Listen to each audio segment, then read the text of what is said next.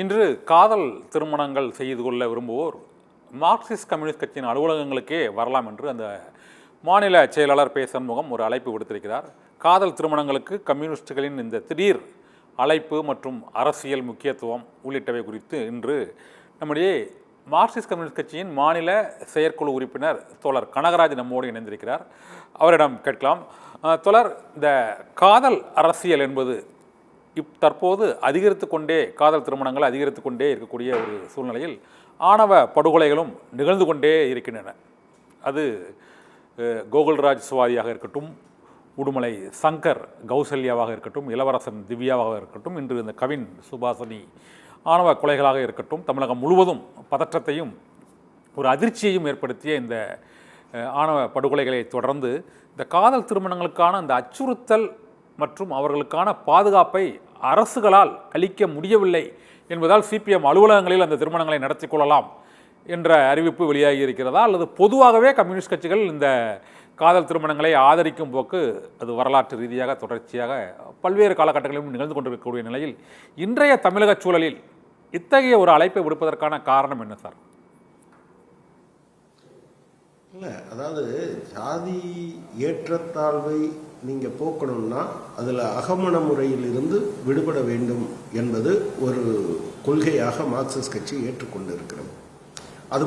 அது மட்டுமே போதாது, ஆனால் அதுவும் முக்கியமானது என்று எங்கள் கட்சியினுடைய தலைவர்கள் எல்லாத்தையும் நீங்கள் பார்த்தீங்கன்னு வச்சுக்கோங்க. தமிழ்நாட்டினுடைய முக்கியமான தலைவர்கள் இப்போ நீங்கள் என் சங்கரையா எடுத்தீங்கன்னா அவர் சாதி மறுப்பு மத மறுப்பு திருமணம் செய்து கொண்டவர்.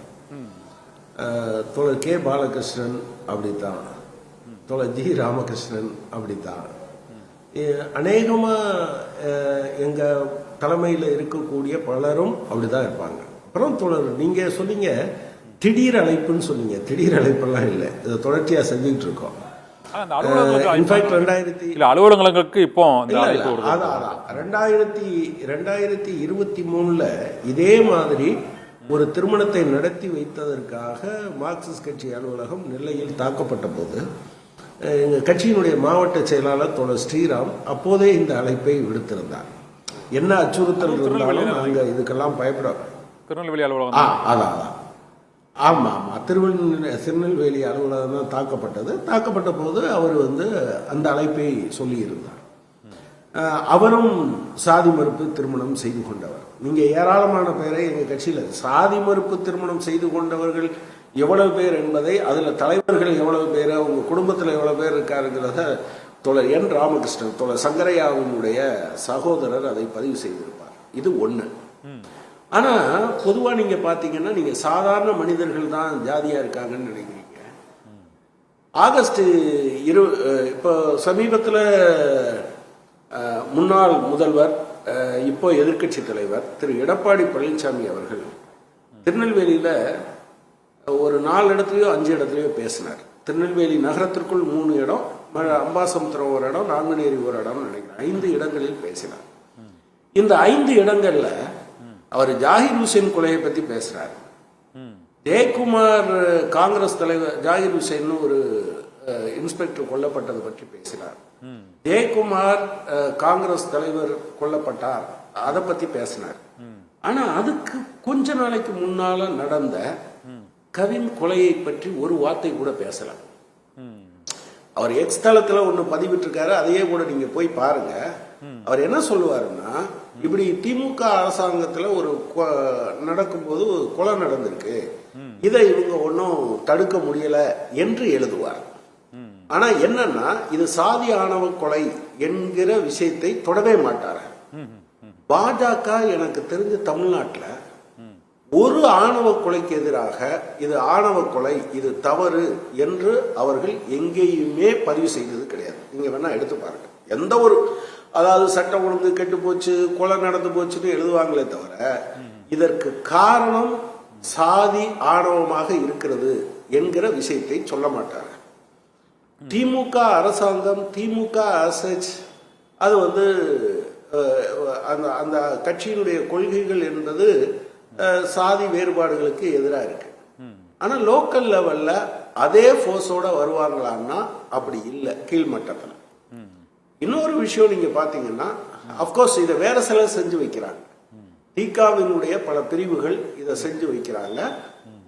வேறு சில தனிநபர்களும் கூட இதை செஞ்சு வச்சுக்கிறாங்க. பட் பிரச்சனை என்னன்னா, மற்றவர்கள் செய்வதற்கும் சிபிஎம்மினுடைய இந்த அழைப்புக்கும் அடிப்படையில் உள்ள வேறுபாடு, வாக்குகள் பெற வேண்டும் என்கிற நோக்கத்தில் இருக்கக்கூடிய இயக்கங்கள். இதுல ஒரு பிரச்சனை வந்துடக்கூடாது, இன்னொரு பக்கம் அது நமக்கு பிரச்சனை ஆயிரும் என்று அதன் காரணமாக சாதியானவ கொலை இதுன்னு சொல்ல மாட்டாங்க.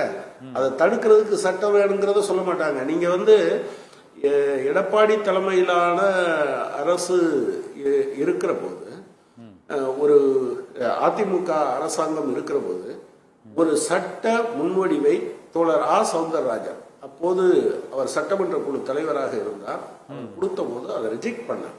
ஒரு டிராப்டை கொடுத்தோம், இதை பத்தி விவாதிக்கவே முடியாது, தமிழ்நாட்டில் சாதிய ஆணவ கொலைகள் எதுவும் நடக்கவே இல்லை என்று திரு ஓபிஎஸ் அப்போது சட்டமன்றத்தில் பேசுகிற போது சொன்னார். எனவே பிரச்சனை என்னன்னா, இந்த சாதிய ஆணவ கொலைகள் என்று வருகிற போது இந்த டாமினன்ட் காஸ்ட் அல்லது ஆதிக்கம் செலுத்துகிற கட்சி, ஜாதி அல்லது ஜாதிக்குள் இருந்து கொண்டு, நான் அப்படி சாதின்னு சொல்லும் போது சாதியில் இருக்க எல்லாரும் அப்படி செய்யறாங்கன்னு சொல்ல மாட்டேன்.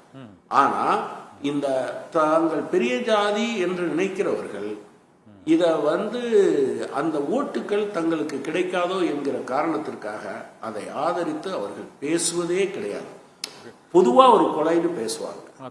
எனவேதான் கட்சி என்ன சொல்லுச்சுன்னா, நீங்க ஈவன் இதுல சிபிஎம் ஒரு கட்சி என்கிற முறையில அதை அப்படி சொல்லி இருக்குங்கிறது மட்டும் இல்ல, சில சமயங்கள்ல கட்சிக்குள்ள இருக்க சிலரே கூட தயங்குவாங்க. பிராக்டிகலா நம்ம பொண்ணு அப்படி ஒரு சம்பவம் நடந்தது. மதுரையை சுற்றி உள்ள ஒரு பகுதியில் இருக்கக்கூடிய ஒரு தலைவர், ரொம்ப மதிப்புமிக்க தலைவராக இருந்தார். இன்ஃபேக்ட் அந்த இன்ஜினியரிங் காலேஜில் செம்பு சோமுன்னு 2 தலைவர்கள், மாணவ சங்க தலைவர்கள் ஜாதி ஒடுக்குமுறையால் கொல்லப்பட்ட போது அவங்க அதுல எல்லாம் ஜாதிக்கு மீறி நின்றவர். ஆனா பொண்ணு திருமணம் செய்வது ஒரு தலித் பாய் என்று வருகிற போது, தலித் பையன் வரும்போது அவர் ஏத்துக்கல. அப்போ எங்க மாநில செயலாளராக இருந்த தோழர் என் வரதராஜன் அவர்கிட்ட கூப்பிட்டு என்ன சொன்னாருன்னா, எப்பா நீ வந்தா உன்னோட வாழ்த்துக்களோடு அந்த திருமணம் நடக்கும், நீ வரலைன்னா கட்சி அதை முன்னின்று நடத்தும்னு சொன்னார். அவர் வரல, கட்சி முன்னின்றி அதை நடத்தி வச்சு. சோ தன்னுடைய கட்சியினுடைய ஒரு தலைவராக இருந்தாலும் கூட அவர் மறுக்கிற போது அதை பத்தி கவலைப்படக்கூடாது, கட்சியினுடைய கொள்கை தான் முக்கியம், எனவே நீ என்னவா இருந்தாலும் பரவாயில்ல, நாங்க செய்தே வைப்போம் என்கிற அந்த உறுதிப்பாடு இருக்கு பாத்தீங்களா. அது சமத்துவத்தை நோக்கிய பயணத்தில் சாதி மறுப்பு திருமணங்களும் மத மறுப்பு திருமணங்களும் பொருளாதார ஏற்றத்தாழ்வு திருமணங்களும் இவையெல்லாம் முக்கியம் என்பதை சிபிஎம் தன்னுடைய ஒரு ஆதார கொள்கையா வச்சிருக்கு, உடன் வச்சிருக்கு.